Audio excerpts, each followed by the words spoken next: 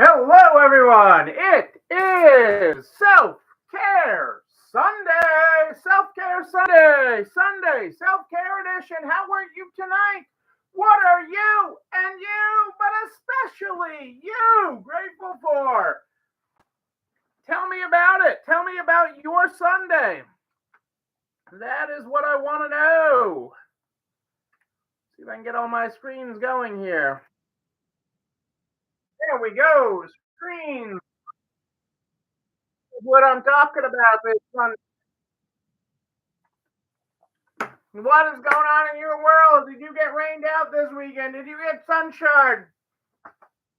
Did you get customers blessing you with the green?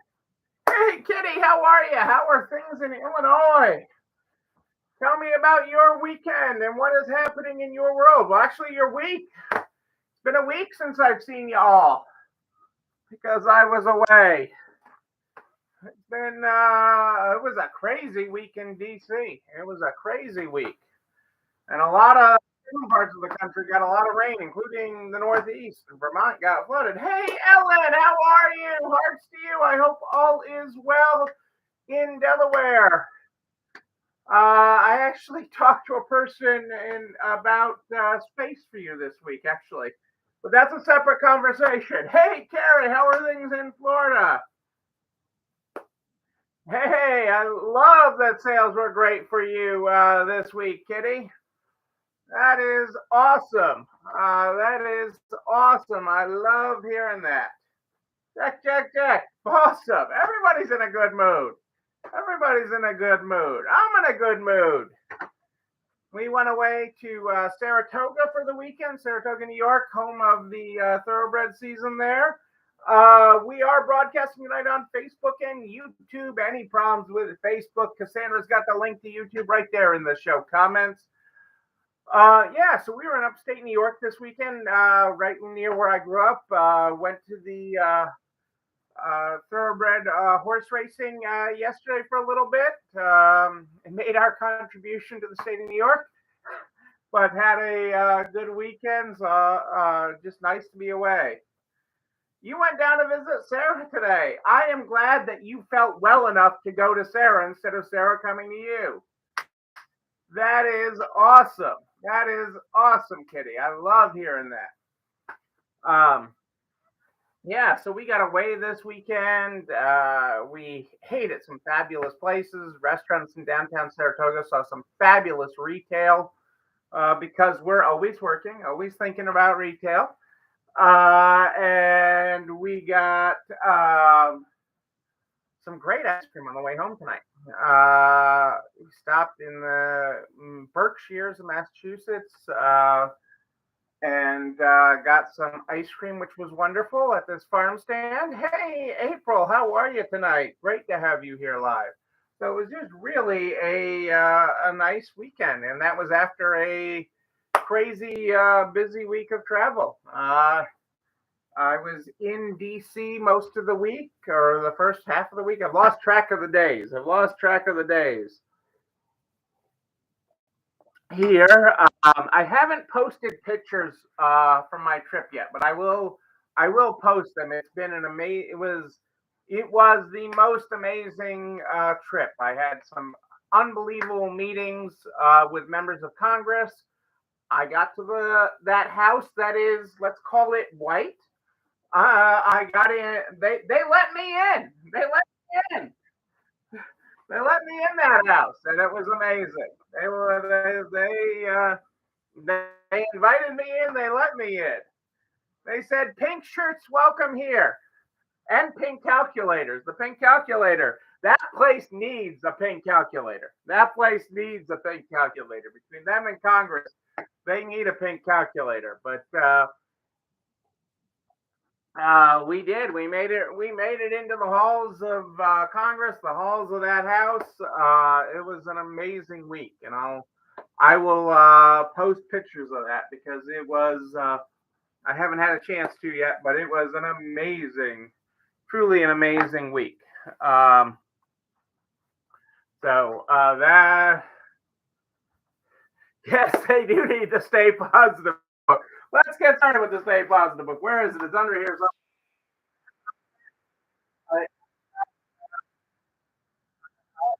not unpacked.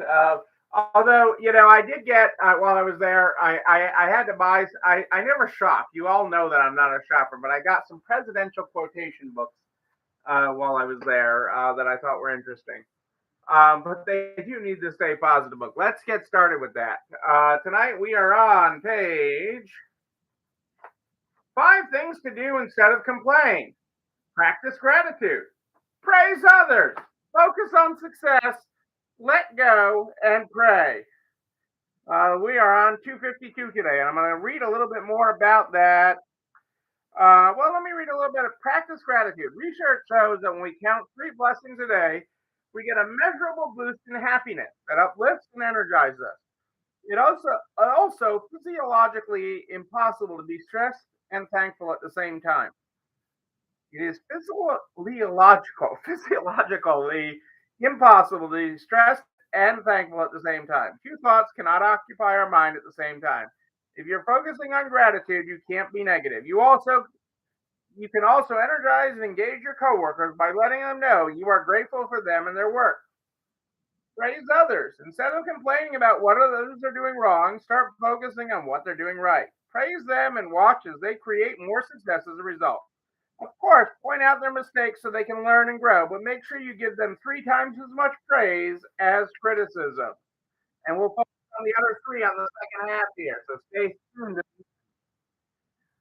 But you're right, April. They do need to stay positive. They need to calculate. They need to do some things differently there in Washington, D.C. And that was part of my trip.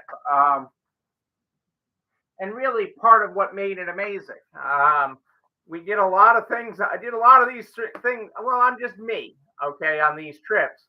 But I had a lot of opportunity to engage with senators and congressmen, even where they least expect it.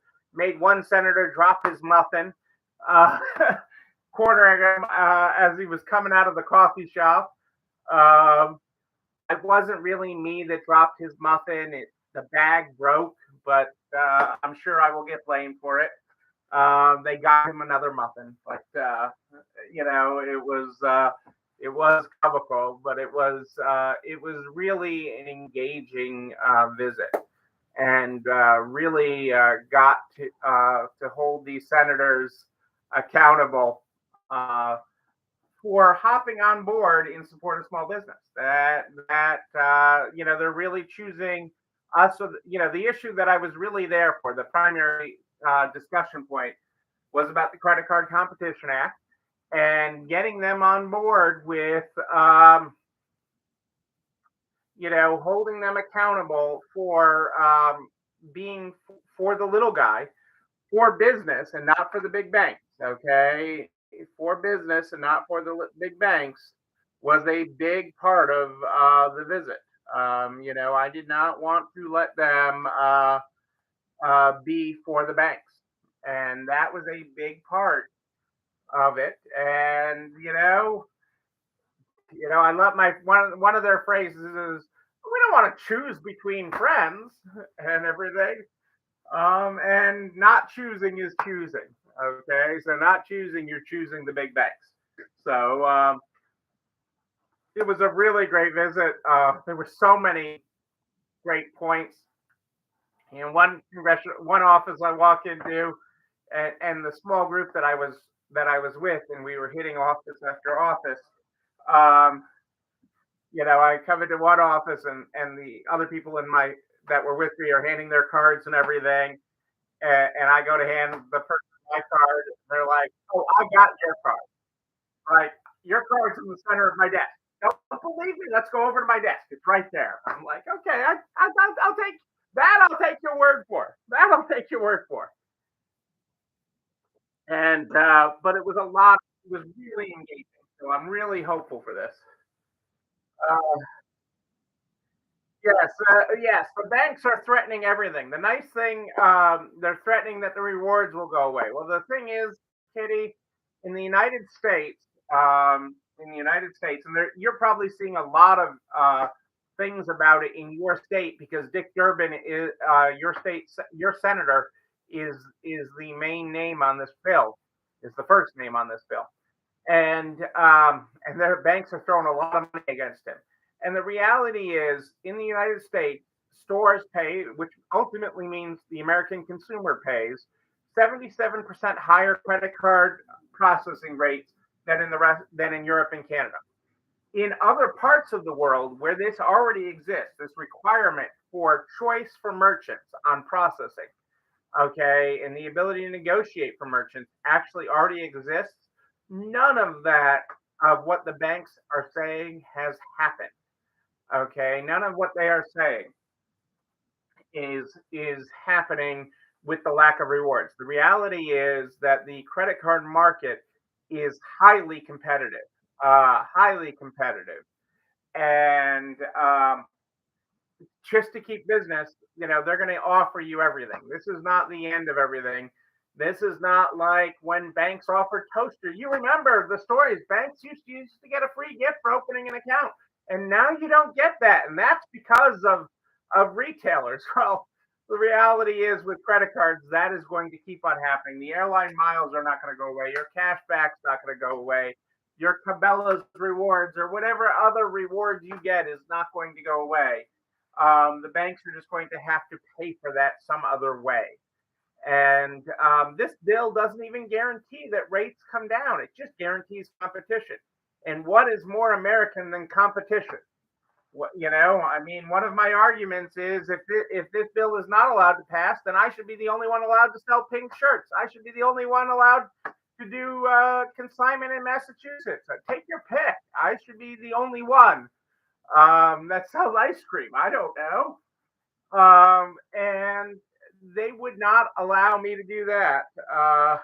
Right. It sounds like, it's the sky is falling. The sky is falling. Well, you know, when you point out that that the banks make or Mastercard and Visa work on about a 40% net profit, 40% net profit.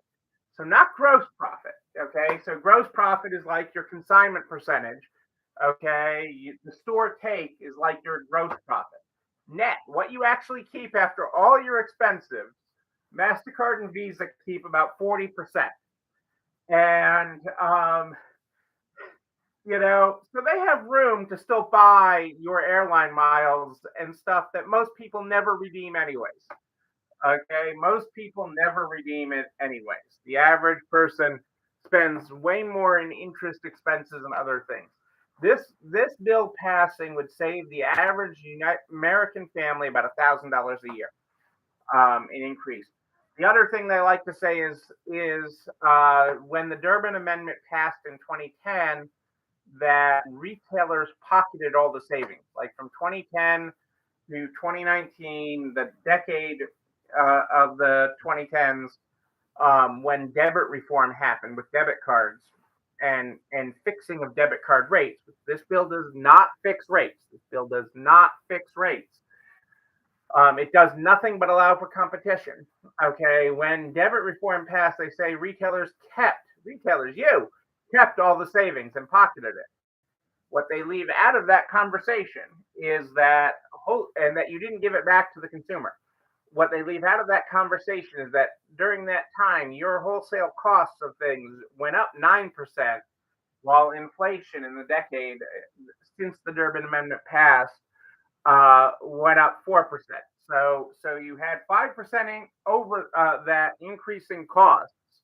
Okay, and obviously you did not raise prices by that. So all of the bank myths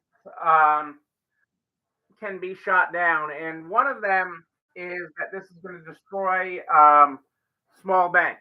And that's why small banks need to be upset about this and do it, even though they are not affected by the bill. And what the banks are actually doing, the big guys, they're actually giving tons of money to the state banking associations, telling the state banking associations, you need to get all your little banks in your state in line.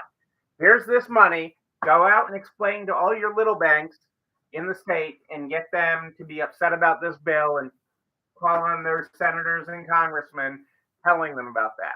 And the reality is this could actually help the little banks. Because they're excluded, they could actually start issuing cards if they wanted to. They don't issue cards now. Any banks that issue their own cards really aren't issuing it. It's one of the big guys issuing it and printing their name on the front of it. So the little guys don't issue any cards. Um, but they could, and they're exempt from the requirement. So they could, and they could make money. Your little bank could start issuing cards. It is, I'm not sure that they will, but they could. They could under this bill. So, real problem. I mean, I'm very used to in DC them stretching the truth. I mean, God knows that that is what DC is built on. Okay, stretching the truth. A politician stretching the truth is, but the out and out lies that the banks and are telling politicians on this. I mean, just flat out lies is where I really have a problem. And actually, that's one of my arguments when I go into a senator a meeting with a senator or congressman uh, is one of the thing I know this will surprise you, but people in DC have monstrous egos. Monstrous egos. I mean, I don't have a screen big enough to hold my arms out here and fit how big the egos are in DC. And so one of the things I do when I'm meeting with a congressman or senator is I play to that ego. And one of the ways that I play to that ego is I compliment them. Okay, because there's so many lies being told about this bill, and this bill, out of congressional bills, a lot of congressional bills and everything are like this. They're monstrous. They're extremely thick and everything. This bill is really short and really simple. And so I play to their ego, and I'm like, I am so thankful to be in an office. You know how many offices don't actually read the bills that they're voting on? But I am so glad that I am in an office that actually reads the bill and knows how simple this is, knows that the things that the banks are saying isn't even in this bill. Oh, I am so glad to be with an office that actually reads the bill. Thank you. Thank you, Senator. Thank you, Congressman, that your office is so thorough that you read the bill in its entirety.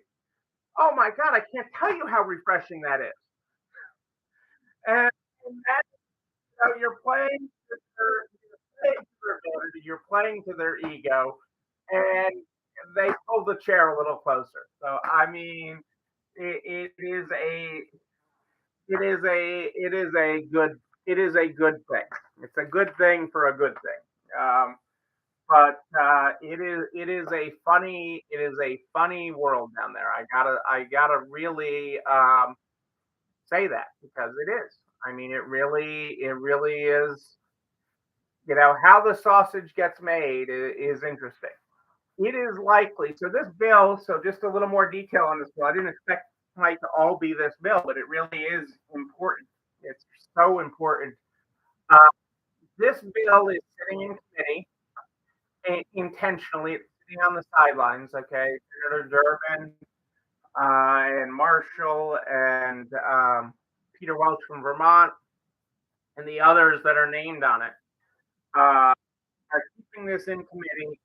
And they, the reality is, the way DC works, this bill will not pass on its own.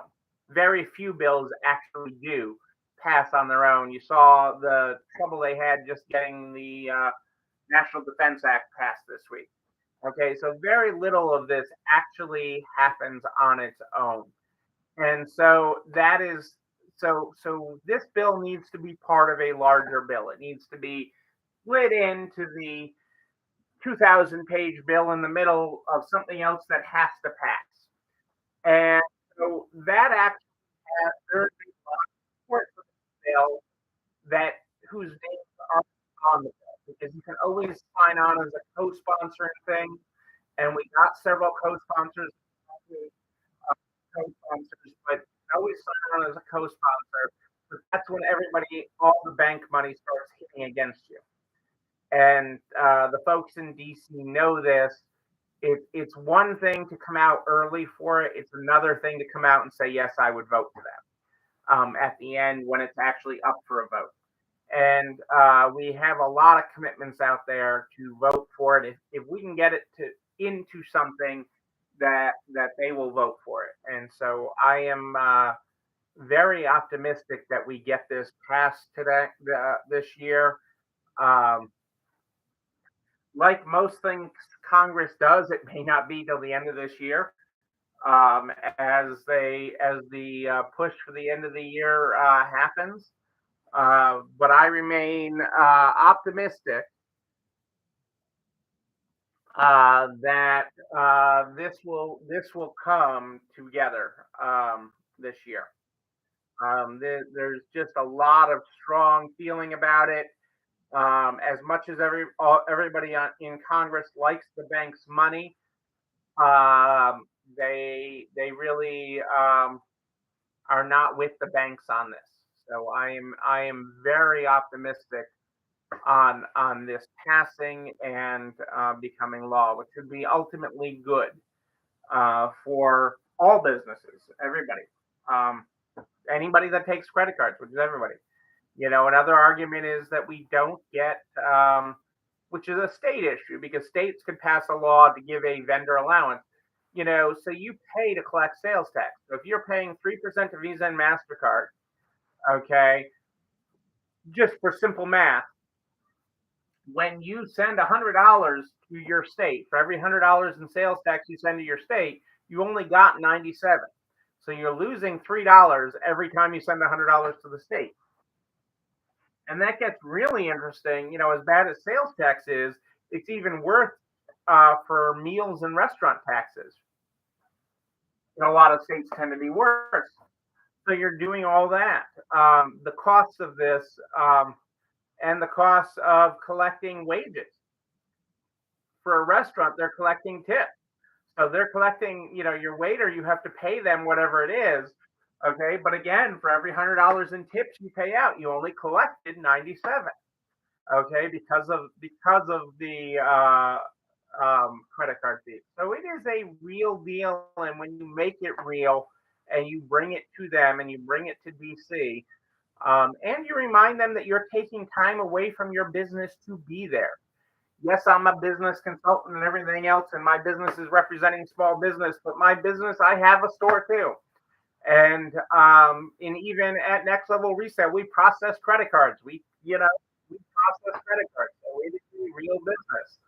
We pay lots of credit card fees. Actually, we pay even more credit card fees because of card not present and recurring transactions. It actually is kind of ridiculous.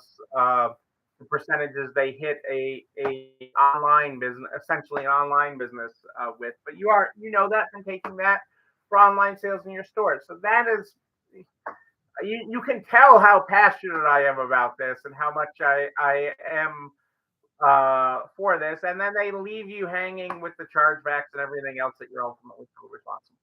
So, but I'm very encouraged. And I had these two trips to DC almost back to back. I'm expecting another one or two this year, just with the legislative calendar, and as this issue continues to heat up. One of the congressional offices told me, somewhere between a quarter and a third of all the meetings we've had in the last couple months have all been about the Credit Card Competition Act, on one side of it or another. So it's important. It's important for small business. It's important for every business because of the acceleration of digital payments. And so we will keep on fighting for it. We will keep on fighting for it, and are very, I'm not even crossing I'm very optimistic that our friends at the National Retail Federation, National Federation of Independent Businesses, and other groups, between all the work that we are doing, we will bring this home. Speaking of bringing things home, we are halfway through the month of July. How are you doing on your July goals? Where are your sales? Where's your inventory levels halfway through the month of July? It is important to know where you're standing. The halfway point is a great point. I always get on the scale every day and I always look at sales every day. But more importantly, are some of these key metrics around the 10th, the 15th. These are key metrics to know you're trending. I never worry about one day. I never worry if my weight goes up one day or goes down one day. I worry about where the trend is over time. And the halfway point is a serious time to get serious about where you are in the month and making things happen. So, yes, you need to be serious about that and serious with where you are versus your goals. Your goals should be personal and reflective of where you want to be. So if you have not looked at your halfway point, I want you to be doing that tomorrow. I want you to be looking at where you are through the 15th, both from an inventory incoming perspective, because that is future sales. Okay. Don't just look at today's dollars. Don't just look at the dollars for the first half of July. Look at where you are with incoming inventory because that is your future. That is looking forward. So look at what you've done. Okay. And look at where you're going. And that is a great way to measure where you're at. And it's a great time to make adjustments because there's still time to make this the most amazing July ever. I'm telling you. Oh, that is what I'm talking about. Yes, Ellen, check those boxes. Yes, that is how we do it. That is how we do it. And that is how we make amazing things happen. Oh, Angie and I are going to be making amazing things happening this week. We're going to be together. We are going to be together some of this week. So in person and together. So we will make amazing things happen, and you're going to love hearing about some of the things we're doing this week. I can't wait to be able to share them with you. I'm sure you're going to be in Starbucks somewhere in there. So that'll be part of it. But you know what else? This video and everything I'm talking about, this video and everything I'm talking about, goes on the YouTube channel. You're not alone running this store where you can like and subscribe. And oh, yeah, don't forget to ring the bell. Ring it so you know when another one drops. You can also share it with everybody you know in business, the butcher, the baker, the candlestick maker, so we can help everybody run a better business. I am here every Sunday and Wednesday at More 8 Than Ish, Sunday and Wednesday at More 8 Than Ish. But if you have a question in between, just email me, Neil, Neil, at nextlevelresale.com. Neil at nextlevelresale.com. I will be here this Wednesday. Hey, Terry, love that sign. Love it. That's going to make great things happen for you. Tonight in the Stay Positive book, we are on page 252. 5 things to do instead of complain. Practice gratitude. Praise others. Focus on success. Let it go and pray. Start a success journal. Each night before you go to bed, write down the one great thing about your day, the one great conversation, accomplishment, or win that you are most proud of. Focus on your success and you'll look forward to creating more successes tomorrow. Let go. Focus on that you have the power to change and let go of the things that are beyond your control. You'll be amazed that when you stop trying to control everything, it all somehow works out. Surrender is the answer. Scientific research shows that daily prayer reduces stress, boosts positive energy, and promotes health, vitality, and longevity. When you are faced with the urge to complain and you are feeling stressed to the max, stop, be still, plug into the ultimate power, and recharge. So that was 5 things to do instead of complain. Practice gratitude, praise others, focus on success, let it go, and pray.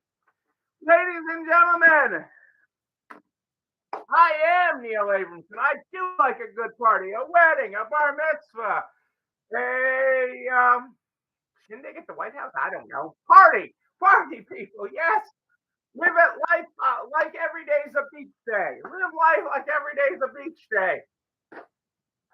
Well, until Wednesday at More 8 Than Ish. No, you and you.